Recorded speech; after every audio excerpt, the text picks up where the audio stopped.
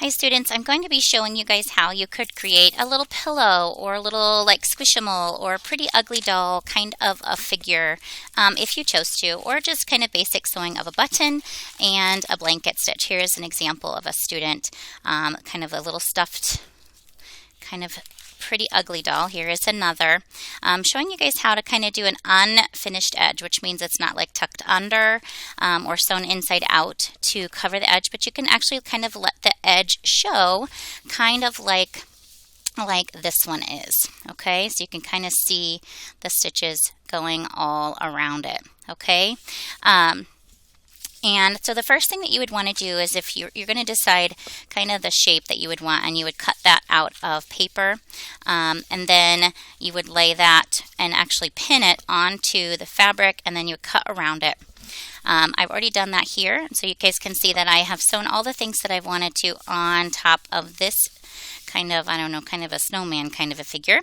All the things that I've wanted to do on that one, and then I would put that together with its pair and kind of then pin them together as you have seen me do this. Now, it doesn't have to be an animal or Squishmallow or anything like that, but I've used these straight pins to just kind of pin the fabric together so it stays and doesn't shift around as I'm trying to work on it. Okay, first though, I want to show you guys a button. There is a limit of 5 on the beads, and on buttons. Okay, you are going to want to make sure that the needle that you're using actually will be able to go through the button. Okay, and so I'm just going to kind of test to see, I'm trying to find to see if this needle will go through the buttonhole. Okay, so if you get one that's too small, the needle won't go through. Especially if the yarn won't go through, then you might not want to use that button. Okay, so I already got the knot in that one, so I'm going to pull that back out. All right, so you're going to kind of want to test that. Going to have to re-thread really quickly.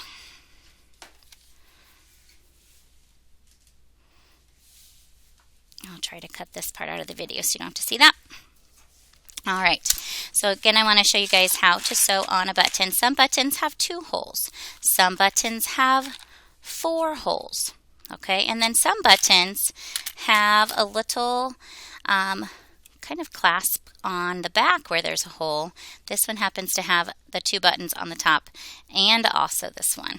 Okay, so all buttons are a little bit different, and you just kind of have to string them according to where the hole is. Okay. All right, I'm just going to practice sewing on one here so you guys can see that.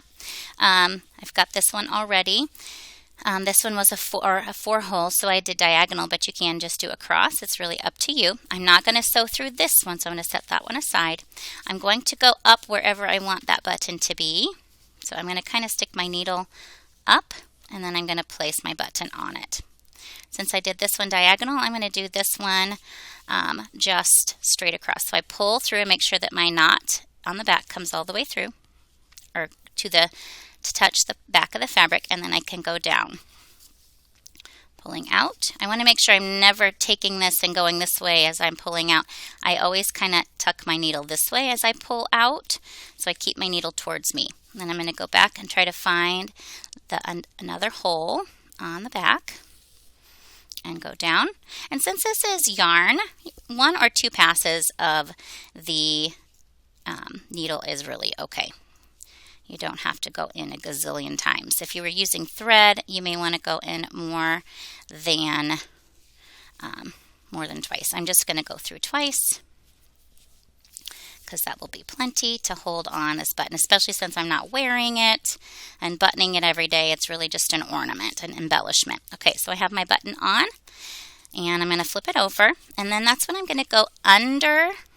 I'm going to go under the yarn, one of the pieces of yarn, and then I'm going to leave that loop. I'm going to stick my needle through the loop, and that will help to tie a knot. Under it again, and tying a knot. I'm going to pull that tight, and then I am ready to trim that off. Okay, now then I could finish sewing on anything that I wanted, up to 5 things This says limit 3, this says limit 3. So you could use 3 buttons. I said 5, I meant 3. Limit 3 buttons, limit 3 beads. Of course, you could stitch on a smile, or you could cut out another piece of fabric and glue on or stitch on other things besides just buttons and beads. All right, I'm going to continue. And I want to say I'm just learning my blanket stitch. Okay, so again, I would want to tie a knot in the end of my fabric. I'm going to hold that here, wrap it around, pulling that bunch of stuff down to the bottom. There's my knot. Okay, blanket stitch is you poke it up through the back, or through the inside actually. Okay, so you kind of go inside the fabric. I'm practicing on paper. I'm going to tuck that little tail inside. Okay, and then I'm going to go to the next spot, and I'm going to go behind. So it's kind of inside that loop. Okay, and then I'm going to do it again. Okay, and I'm going to go inside the loop, and it puts this little edge on it. So it kind of covers up the edge of your fabric. And you just keep going. And so when you've done 2 or 3 stitches and you feel like you have that looking nice, then you could take and work in and pin your fabric together. Make your pattern out of paper, pin it to the fabric that you choose, 2 sheets of it.